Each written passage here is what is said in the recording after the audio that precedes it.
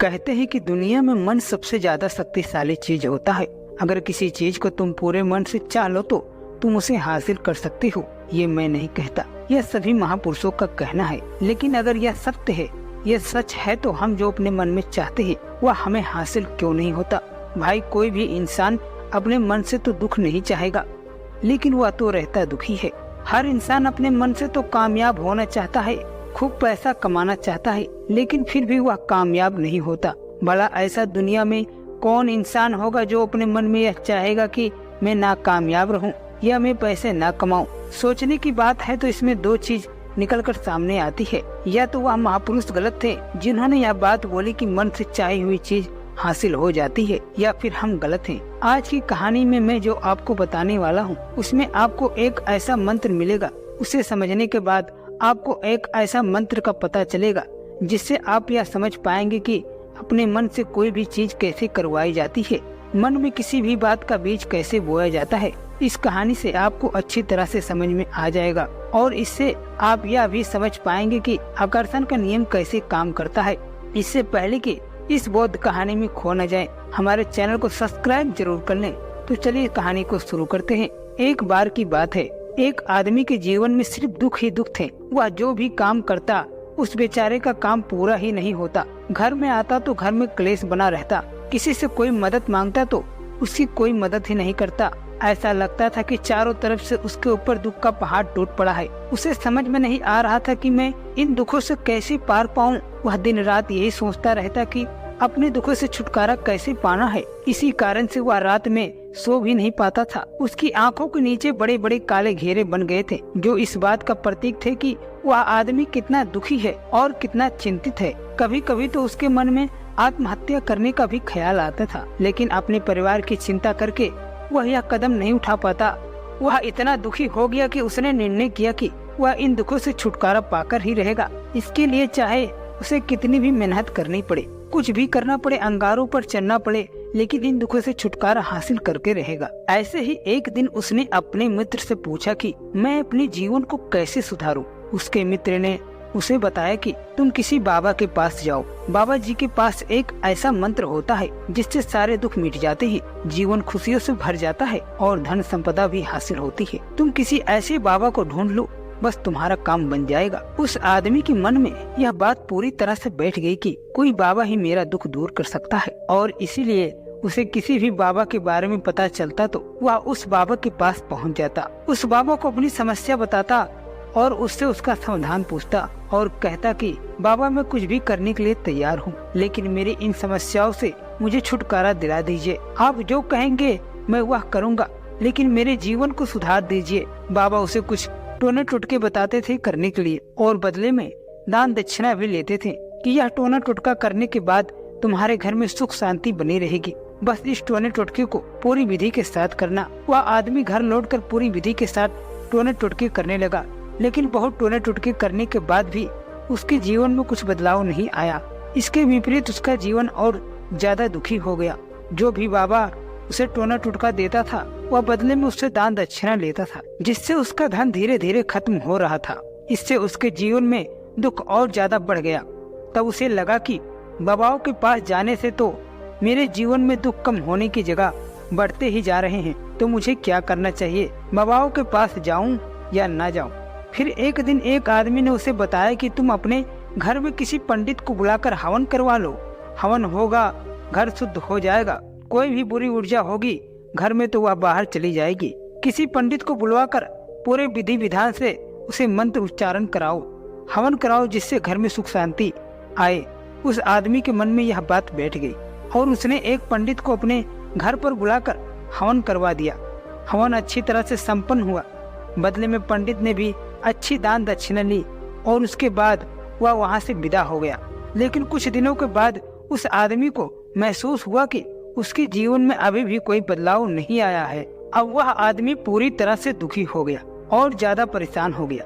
अब तो उसे लगने लगा था कि मेरे जीवन में से तो दुख कभी खत्म नहीं होंगे, और यही सोच सोच कर उस आदमी का बुरा हाल हो गया था। फिर एक दिन उसे अपने मित्र से एक ऐसे बाबा के बारे में पता चला जो समाधान बताने के लिए कोई दान दक्षिणा नहीं लेता था। उस आदमी को लगा कि यह बाबा दूसरे बाबाओं की तरह नहीं हो सकता, क्योंकि यह तो दान दक्षिणा लेता ही नहीं, और अगर दान दक्षिणा नहीं लेता तो यह सच में कोई सिद्ध बाबा होगा। और यही सोचकर वह उस बाबा के पास पहुंच जाता है। जब वह आदमी वहां पहुंचता है तो बाबा ध्यान में बैठे हुए थे। यह देखकर वह आदमी वहीं पर चुपचाप बैठकर ध्यान से बाहर आने का उनका इंतजार करने लगा। थोड़ी देर के बाद बाबा ने आंखें खोली तो सामने एक दुखी और परेशान युवक को बैठे देखा। उसकी आंखों के नीचे काले घेरे देखकर बाबा समझ गए कि यह आदमी अपने जीवन से कितना परेशान है। उसे संबोधित करते हुए बाबा ने पूछा कि बच्चा क्या चाहते हो, बाबा के पास क्या लेने आए हो। उस आदमी ने कहा कि बाबा मैं अपने जीवन से बहुत परेशान हूँ। मैंने इन दुखों को दूर करने के लिए बहुत सारे रास्ते अपनाए, हर वो तरकीब करके देखे जो किसी बाबा ने मुझे बताई, हर वो काम किया जो कोई भी इंसान ने मुझसे करने को कहा, लेकिन मेरे जीवन में दुखों में कोई कमी नहीं आई। बाबा इसके विपरीत मेरे जीवन में दुखों में बढ़ोतरी होती गई। मुझे समझ में नहीं आ रहा है कि मैं क्या करूं। कभी कभी तो मैं आत्महत्या करने का भी सोचता हूं, लेकिन मैं अपने परिवार की सोचकर मैं यह कदम नहीं उठाता।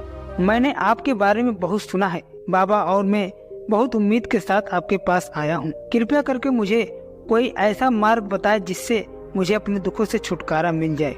मैं अपने दुखों से छुटकारा पाने के लिए कुछ भी करने को तैयार हूँ। आप मुझे कोई भी रास्ता बताएं, चाहे वह रास्ता कितना ही कठिन क्यों ना हो, मैं उसको पार करके रहूंगा। बाबा ने महसूस किया कि आदमी तो सच में बहुत परेशान है।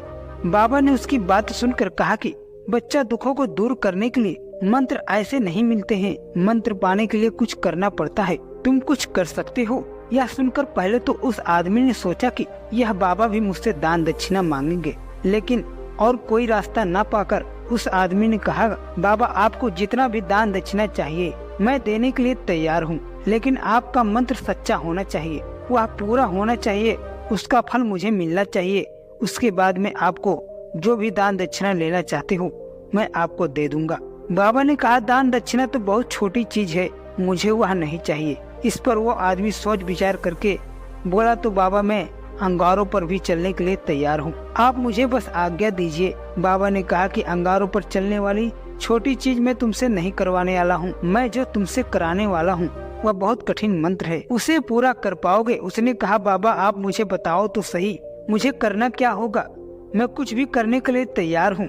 इस पर बाबा ने उसे कहा कि यहाँ से जब तुम अपने घर जाओ तो रास्ते में अपने मन में यह दोहराते जाना कि मैं सुखी हूँ, मैं सुखी हूँ। बार बार अपने मन में यही दोहराना, और याद रहे जुबान पर यह नहीं आना चाहिए, यह सिर्फ मन में दोहराना है। यह सुनकर वो आदमी बोला, बाबा बस इतनी सी बात, या तो मैं चुटकी बजाते कर लूंगा, लेकिन इससे होगा क्या?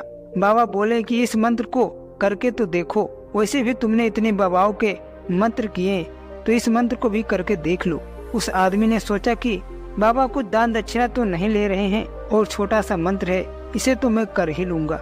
वो बोला, ठीक है बाबा, मैं यह मंत्र जरूर करूंगा। और वो आदमी यह कहकर वहाँ से चलने लगा। लेकिन जैसे ही वह चलने लगा, पीछे से बाबा ने बोला कि बच्चा एक बात याद रखना, जब तुम यह मंत्र अपने मन में दोहराना तो तुम्हारे मन में बंदर के विचार नहीं आने चाहिए, बंदर का ख्याल भी नहीं आना चाहिए, तो ही यह मंत्र सिद्ध होगा। आदमी बोला, मुझे तो आज तक बंदर का कोई विचार नहीं आया, तो अब क्यों आएगा? आप चिंता मत करिए बाबा, मैं बस मन में यही दोहराऊंगा कि मैं सुखी हूँ, मैं सुखी हूँ। इसके अलावा बंदर का कोई भी विचार मेरे मन में नहीं आएगा। यह कहकर वह आदमी वहाँ से चल देता है। वह अपने मन में मैं सुखी हूँ, मैं सुखी ही हूँ यह दोहराता हुआ थोड़ी दूर ही चला था कि उसके मन में अचानक बंदर का ख्याल आ गया। बंदर का ख्याल एक बार आया और चला भी गया, लेकिन उस आदमी ने सोचा, आज तक तो मुझे बंदर का कोई भी विचार नहीं आया, या आज बंदर का विचार क्यों आ गया? और ऐसे करके उसने बंदर के विचार को पकड़ लिया और यह भूल गया कि मुझे क्या मंत्र दोहराना है, और वह बंदर के बारे में सोचने लगा। जब थोड़ी देर के बाद फिर उसे होश आया तो वह फिर से अपना वही मंत्र दोहराने लगा जो बाबा ने उसे बताया था कि मैं सुखी हूँ, मैं सुखी हूँ। लेकिन अचानक से उसे एक बंदर दिखाई दिया, और यह देखकर फिर से उसके मन में बंदर का विचार उठ गया, और यह देखकर वह इस विचार को बाहर फेंकना चाहता था, और वह चाहता था कि मेरे अंदर किसी तरह के बंदर का विचार न आए, लेकिन उसे तो सामने बंदर ही दिखाई दिया। ऐसे ही जद्द करते करते वह घर पहुंचा, और घर पहुंचने के बाद अपनी पत्नी को कहा, हे बंदरिया, मुझे खाने में बंदर परोस दो। और जब उसे एहसास हुआ कि उसने क्या बोल दिया तो वह अपने बाल नोचने लगा और दीवारों में सर मारने लगा कि आज तक मुझे बंदर का कोई भी विचार नहीं आया और आज मुझे यह क्या हो गया है कि मुझे हर जगह बंदर ही बंदर नजर आ रहे हैं। यह कैसी माया है। यही सोच सोच कर वह आदमी रात भर सो नहीं पाया। रात भर करोटे बदलते रहा और सुबह उठकर सीधे उसी बाबा के पास पहुंच गया और उसके चरणों में गिरकर कहा कि बाबा, पता नहीं क्या चमत्कार हो रहा है, आज तक मुझे बंदर का कोई विचार नहीं आया, लेकिन कल से जब से आपने मुझसे कहा कि बंदर का विचार नहीं आना चाहिए, तब से मुझे हर जगह बंदर ही बंदर नजर आ रहे हैं। उस आदमी ने कहा कि बाबा, मुझे तो आपके पीछे पेड़ पर बैठा बंदर केले खाते हुए दिखाई दे रहा है। यह हो क्या रहा है बाबा? यह सुनकर बाबा हंसने लगे। कहा, बच्चा, मन का जाल एक ऐसा जाल है जिसे समझ पाना इतना आसान नहीं है। बंदर तो तुम्हारे रास्ते में पहले भी आते थे। जब तुम मेरे पास आए थे तो इन्हीं पेड़ों पर यह बंदर घूम रहे थे, लेकिन जब तुम्हारे ध्यान में यह बंदर नहीं था तब तुम्हारे ध्यान में सिर्फ दुख थे। इसके बाद बाबा ने उसे बताया कि बच्चा, हम जिस चीज से दूर भागना चाहते हैं वही चीज हमारे मन में बहुत गहरे से प्रविष्ट हो जाती है और हमारे अंतर मन में समा जाती है। असल में हम जिस चीज से छुटकारा पाना चाहते हैं उसे छुटकारा इसलिए पाना चाहते हैं कि वह हमारे साथ बहुत गहरे से जुड़ी हुई है और हम जितना ही उसे छुटकारा पाना चाहते हैं वह उतनी ही गहरी हमारे मन में बैठती चली जाती है और आखिरकार हमारे अंतर मन में छा जाती है। ऊपर से तो हम चाहते हैं सुखी होना, मैं सुखी हूँ, हमारे होठ भी यही बोलते रहते हैं, लेकिन हमारे मन में दुख समाये होते हैं। हमारे विचारों में, हमारे मन में दुख ही दुख दिखाई देते हैं। इसलिए अपनी जुबान से बार बार यह बोलने से मैं सुखी हूँ, मैं सुखी हूँ, हम सुखी नहीं होंगे जब तक यह मंत्र हमारे अंतर मन में प्रविष्ट नहीं होगा। इस पर उस आदमी ने पूछा कि बाबा, लेकिन यह मंत्र हमारे अंतर मन में प्रविष्ट कैसे होगा? यह सुनकर बाबा ने कहा कि बच्चा, अपने दुखों से लड़ना बंद कर दो।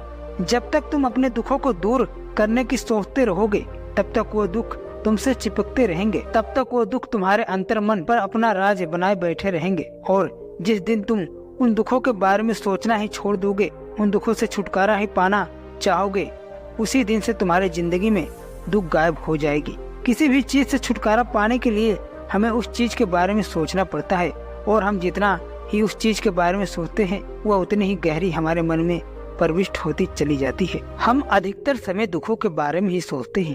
हम यही सोचते हैं कि हमारे जीवन में दुख है और हमें इससे छुटकारा पाना है। इसी वजह से बार बार सोचने से वो दुख हमारे अंतर मन में प्रविष्ट हो जाते हैं और हमें एहसास भी नहीं होता।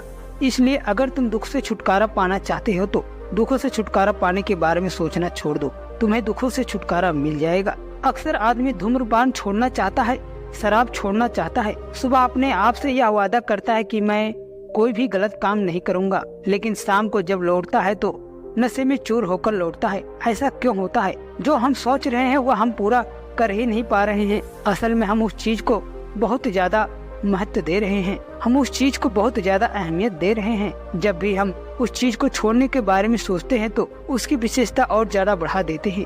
हमारा मन उस चीज के बारे में जितना सोचेगा, शराब या धूम्रपान छोड़ने के बारे में जितना ज्यादा सोचेगा, हमारा मन उतना ही उस चीज के पीछे ज्यादा भागेगा। हमें उस चीज से लड़ना नहीं है, बल्कि बिना सोचे गुजर जाना है। और अगर हम इस मंत्र को समझ लेते हैं तो हम अपने जीवन में जो भी पाना चाहते हैं उसे हम अपने अंतर मन में डाल सकते हैं। और एक बार वो लक्ष्य हमारे अंतर मन में बैठ जाता है तो फिर सफलता पाने में कोई समस्या नहीं आती, कोई दिक्कत नहीं आती। तो दोस्तों,